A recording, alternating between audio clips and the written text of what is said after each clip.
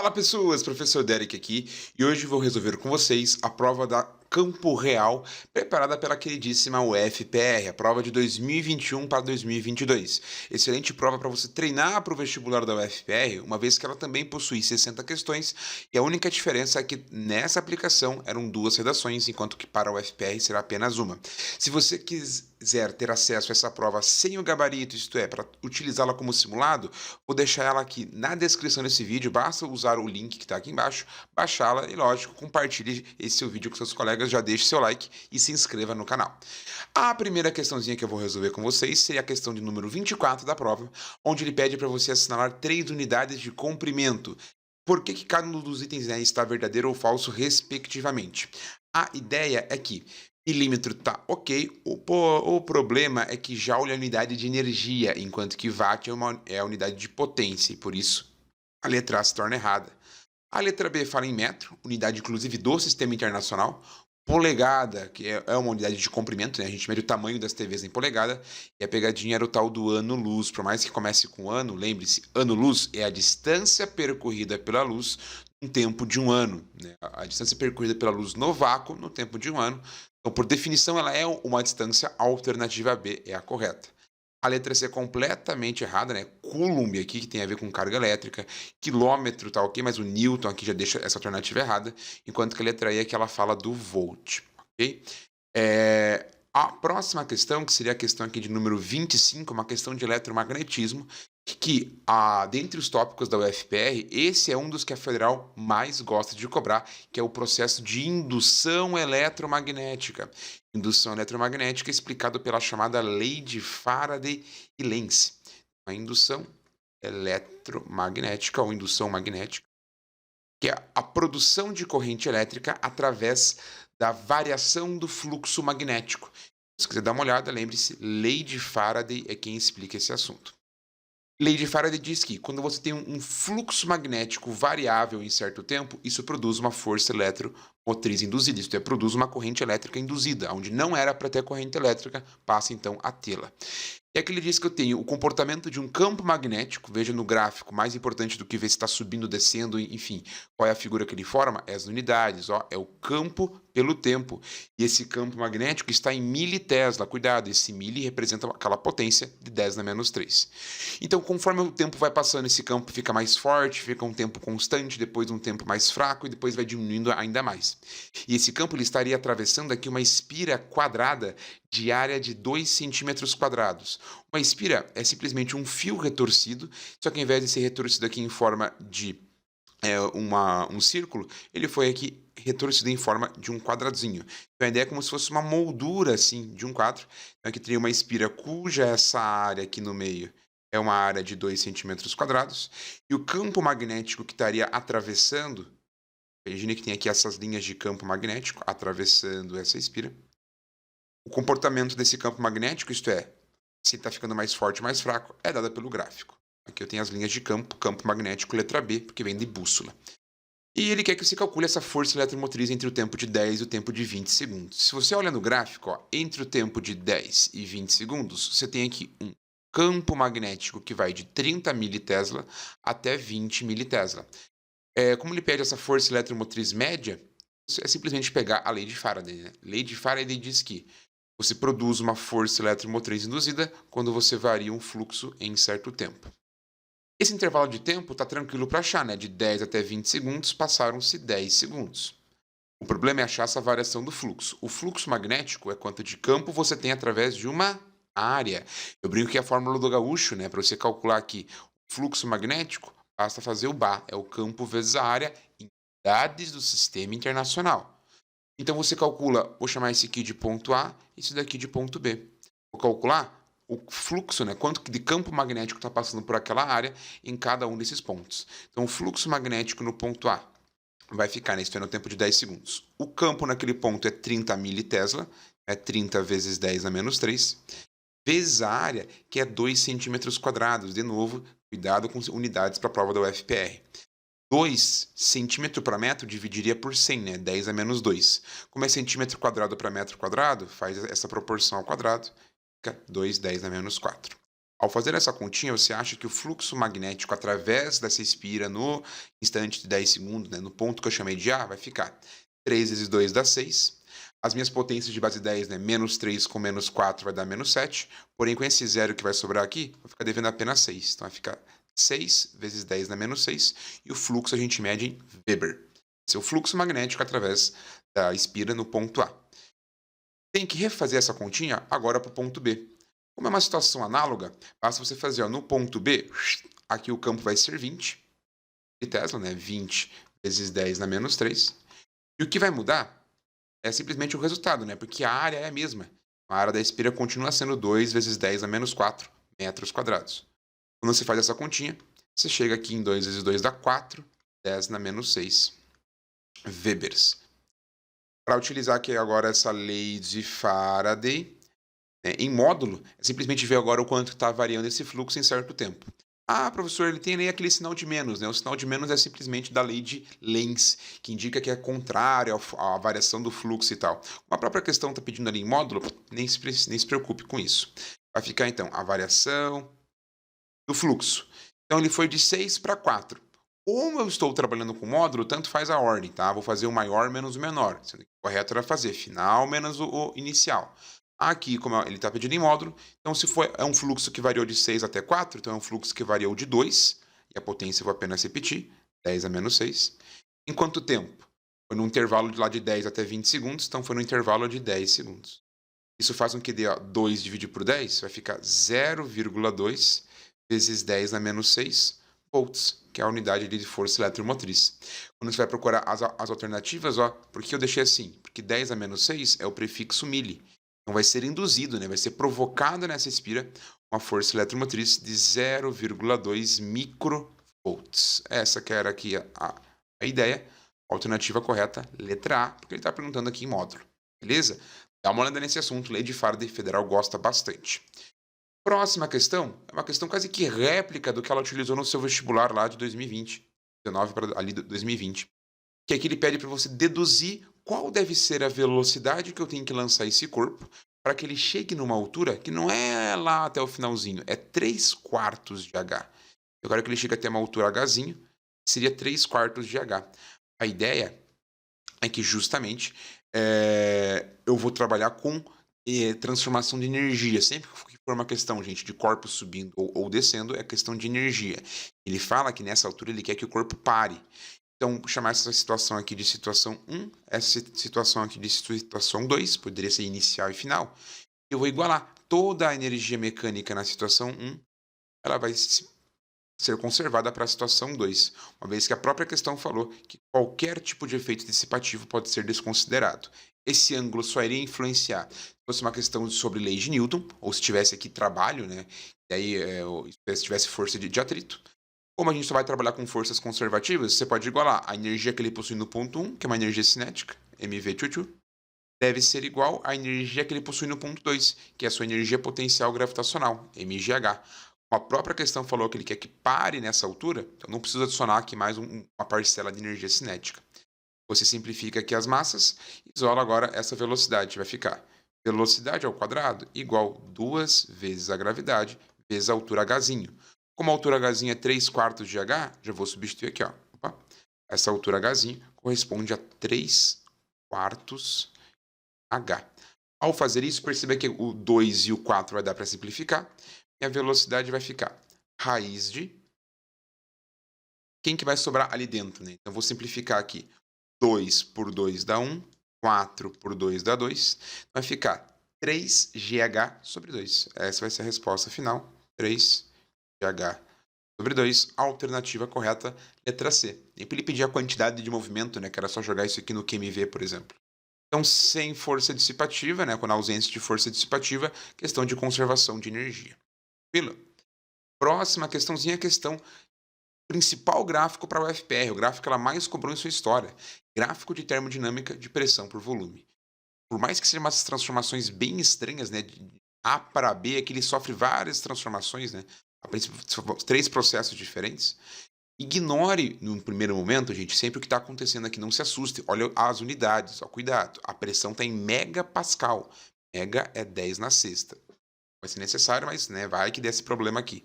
O volume está no sistema internacional. Basicamente, ele te falou que no ponto a temperatura aqui é 200 Kelvin, e ele está pedindo a temperatura desse gás aqui no ponto B. Quanto que é essa temperatura aqui? Não sei que transformação é essa, não é isotérmica, nem isobárica, nem isovolumétrica. Sempre gráfico de pressão por volume, as principais propriedades são: a área te daria o trabalho, caso ele perguntasse, né, o trabalho seria dado por essa área, ou você trabalha com transformação, ponto inicial e ponto final. Sempre que for transformação, é uma questão de pivete. Então era só fazer aqui, pivete A, pressão no ponto A, volume A, temperatura A, é igual ao pivete B. Agora dê para fazer de cabeça, uma vez que os números são proporcionais, né? Tanto a pressão no ponto A quanto no ponto B é esse 100 megapascal, já vai simplificar aqui. De um ponto para o outro, pode simplificar. Não é uma transformação isobárica, porque veja que de A para até chegar em B, a pressão diminui, fica constante e depois sobe. Então, são pontos com a mesma pressão. Toda a transformação não é isobárica. Ela tem um pedacinho que tem a pressão constante. Tá? Só cuidado com isso.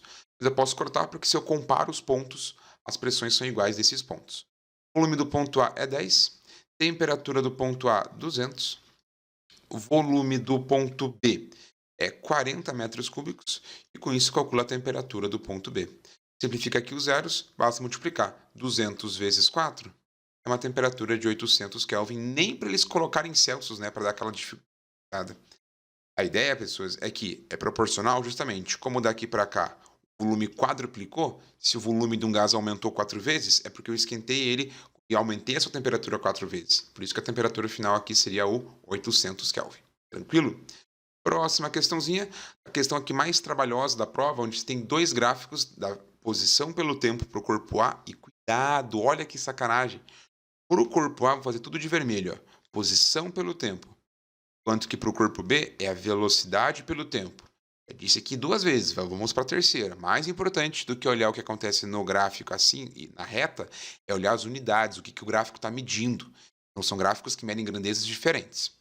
Basicamente, o que ele está dizendo, né? Que eu tenho aqui dois corpos que estão se movendo numa pista reta, horizontal. Eles começam na mesma posição, partem ao mesmo tempo.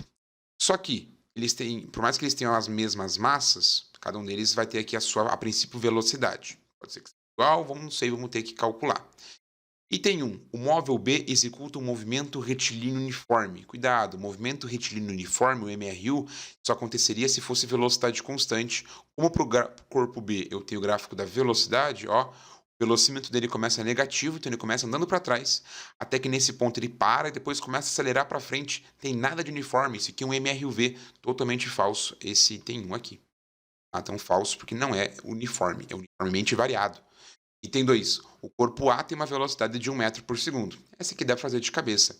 Justamente porque, já que ele me deu o gráfico da posição, é a plaquinha que o corpo está, o corpo A ele saiu da posição de 1 metro, veja que 1 segundo depois ele foi para a posição de 2 metros. 1 segundo depois, para a posição de 3 metros. Então, a cada 1 segundo, ele está andando 1 metro. Dá para fazer de cabeça assim. A velocidade do corpo A é 1 metro por segundo. Perfeito. Caso fosse necessário, era só fazer lá o ΔS por ΔT, porque para ele a velocidade é constante. Item 3. Os corpos A e B encontram-se novamente no instante de 2 segundos. Como é que eu acho o momento no qual eles se encontram? Você vai montar a equação para cada um deles e igualar essa equação horária. O corpo A está fazendo um MRU, o gráfico da posição dele é uma reta, né? Isto é, a cada ele está andando de 1 em 1 metro, enquanto que o móvel B está executando um MRUV. Então, a ideia aqui, gente, para o corpo A, você monte lá o chamado sorvete, ou que a federal chama aqui, né, ela chama de X, então X igual a X0 mais VT. Montar a equação para o A, né, uma equação que me dê as posições do A. A posição inicial do A é esse 1 metro aqui, e a velocidade do A, que ele começa, a velocidade que ele tem, que é constante, é de 1 em 1, então vai ficar 1t. Essa formulinha, nós temos a equação horária para o corpo A. Você tem que deduzir agora a equação horária para o corpo B. Vou fazer aqui em cima. Ó. Como o corpo B está acelerando, né, no gráfico da velocidade aqui, uma certa aceleração, o valor da velocidade está mudando, aí seria a equação do sorvetão. Usando as mesmas letras que é o FPR, seria aqui o xoxovetão, né? Adiciona no final o AT quadrado sobre 2. Vamos tentar fazer aqui o mais fácil possível. Qual que é a ideia? Eu não sei a posição final que eles vão se encontrar, Mas, olha a sacanagem, no enunciado falou que ambos partiram da mesma posição inicial. E como o gráfico do A diz que a posição inicial dele era 1, então para o B a posição inicial também é 1. Ué, mas não é menos 1? Menos 1 é a velocidade que ele começa. Ele começa na plaquinha de valor 1, mas andando para trás com uma velocidade de 1. Então, ó, a velocidade que o B começa é menos 1, mas a posição dele é a mesma do A, e eu sei através do gráfico lá do A, eu tive que roubar a informação de lá. Aqui vai ficar então agora, né, velocidade menos 1 por causa desse ponto aqui. O tempo eu não sei quanto vale, e vamos para a tal da aceleração. Qual que é a definição de aceleração, gente? É o quanto que a tua velocidade muda a cada segundo. Então veja aqui, ó, a velocidade era menos 1. E 1 segundo depois, ela foi daqui para cá, ó. Ela aumentou em 2. Depois de mais 1 segundo, ó, ela foi do valor 1 para o valor 3. Então ela está aumentando de 2 em 2. Como a velocidade do corpo B está aumentando de 2 em 2, quer dizer que a aceleração para ele vale 2. Está aumentando, está indo para cima o gráfico, então uma aceleração positiva de valor 2. Quadrado sobre 2. Perceba que eu já vou poder simplificar aqui, né, o 2 da aceleração com o 2 da fórmula. Com isso, a formulinha, a equação horária para o móvel B vai ficar menos B mais T quadrado. Essa é a formulinha para o corpo B. Uma vez que eu quero que esses dois corpos se encontrem, para eles se encontrarem, eles têm que estar na mesma posição ao mesmo tempo. Você tem que fazer o quê? Igualar as duas equações. Vou fazer aqui simplesmente o x do A, a posição do A, tem que ser igual à posição do B. A equação para a posição do A é 1 mais 1t, né? 1 mais t. Enquanto que a formulinha para o B é aquela equação do segundo grau lá, né? Então, vou fazer só aqui na mesma cor. Então, 1 mais t é a posição do A, enquanto que para o corpo B é 1 menos o t mais o t ao quadrado. Mais ali o t ao quadrado. Dá para cortar alguma coisa? Bom, daria para cortar esse 1 aqui, né? Mais 1 passaria lá para o outro lado, menos 1. Ia simplificar aqui esse 1, esse 1. E cuidado, esse menos t vai passar para lá mais t. Vou ter aqui 2t's é igual a t ao quadrado. O que é t ao quadrado? Não é t vezes t?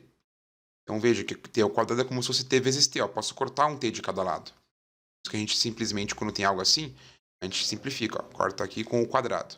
Então com isso eu chego e o tempo que vai demorar para eles se encontrarem é exatamente 2 segundos. Isso faz desse item 3 um item verdadeiro. E já é um item verdadeiro. 2 e 3 são verdadeiros. A única alternativa possível aqui, né? Mas que já tivesse dado, né? Era a letra D. Ó. Como é que se calcula o item 4? A força resultante que existe no móvel B é 10 milinewtons. Para o item 4, força resultante é massa vezes aceleração. A massa dos corpos foi fornecida lá no enunciado, que é 5 gramas. Lembrando que você tem que usar ó, em quilogramas. Então, 5 gramas, para passar para quilograma, deveria dividir por 1000. Eu vou usar potência de base 10, né? Dividir por 1000 é 10 na menos 3. Vezes a aceleração do corpo B. Ó, a aceleração do corpo B é o quanto que estava mudando a velocidade dele, gente. Era de 2 em 2. Então, a aceleração dele vale 2. Troca a aceleração por 2. Vai ficar, então, a força resultante igual 5 vezes 2 dá 10. Isso que vai dar 10 vezes o 10 na menos 3 newtons. E o prefixo 10 a menos 3 eu posso substituir por mili. Então, a força que o B recebe é 10 milinewtons, comprovado o porquê que o item 4 também está verdadeiro. A alternativa correta, letra D. Olha como a Federal está gostando de colocar gráficos e ó, misturou o gráfico de posição por tempo, transformação de unidades e prefixos, que é algo que está sendo bem recorrente na prova. Beleza? E por fim, ela meio que copiou, né? Esse gráfico já caiu algo parecido. É o gráfico daqui do índice de refração, aqui agora em função da frequência. Então, dependendo da frequência lá da luz, se ela tem maior frequência, veja que o índice de refração está diminuindo. O índice de refração mede a facilidade que a luz tem de se propagar num certo material. O que ele forneceu aqui, né? Ou melhor, o que ele está pedindo? É que assinale a alternativa que apresenta o valor da velocidade da luz quando a frequência dela vai valer 2,10 na 15. É simplesmente olhar aqui no gráfico, ó, quando a frequência já está aqui em 10 na 15, então 2,10 na 15, eu vou ter exatamente esse ponto aqui. Ó. Como eu tenho uma reta, você pode fazer por proporção. Né? A frequência de 2 está bem no meio, entre 1 e o 3. Então aqui ela vai bater bem no meio, quer dizer que o índice de refração vai valer 3. Como o índice de refração vale 3, quer dizer que o nível de dificuldade para a luz passar nesse material é 3 vezes maior do que o vácuo. Se é 3 vezes mais difícil para a luz se propagar no vácuo, nesse material do que no vácuo, então ela vai ficar 3 vezes mais lenta. Como no vácuo a velocidade dela é 3,10 na oitava, aquela vai ficar 3 vezes mais devagar, alternativa correta, a letra E. Ou caso você queira fazer pela formulinha, né? N é igual a C sobre V. Então, o índice de refração do material é 3, a velocidade da luz no vácuo é o 3 vezes 10 na oitava, vejo que ela forneceu essa constante. Com isso, se calcula a velocidade no meio. Simplifica aqui, daria 1, se prova que a velocidade é 1 vezes 10 na oitava. Tranquilo? Espero que tenham gostado dessa resolução. Qualquer dúvida aí, deixe nos comentários. E não se esqueça, me siga aí nas redes sociais, no Instagram e no Facebook. Deixe seu like, compartilhe com os colegas e pega a prova aqui nos comentários. Pessoas, aquele abraço. Tchau, tchau.